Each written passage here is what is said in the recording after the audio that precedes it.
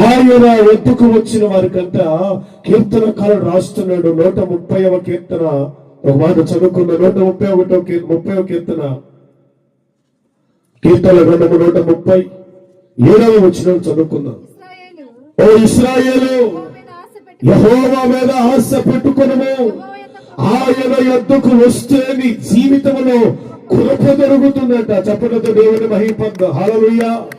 యేసయ్య దగ్గరకు వస్తే మనకి ఏం కలుగుతుంది అంటే కృప కలుగుతుంది. మొదటిదేమో విశ్రాంతి కలుగుతుంది. మన హృదయంలో ఏ భారం ఉందో, ఏ సమస్య ఉందో, ఏ దుఃఖం ఉందో, ఏ కన్నీళ్ళు ఉన్నాయో, ఏ పరిస్థితులు గుండా ఈ రాత్రి ఆయన దగ్గరకు మనం వచ్చామో ఆయన మన హృదయంలో ఉన్న ఆ సమాధానాన్ని, ఆ దుఃఖాన్ని, ఆ వేదననుంట ఆయన తీర్చి విశ్రాంతిని కలగజేయబోతున్నాను అని చెప్పాడు. రెండు, ఆయన ఎందుకు నలుదిక్కుల నుండి ప్రజలు ఎందుకు వస్తున్నారు అంటే కృప కొరకంట. Praise the Lord. కృప అంటే అర్థం ఏంటి?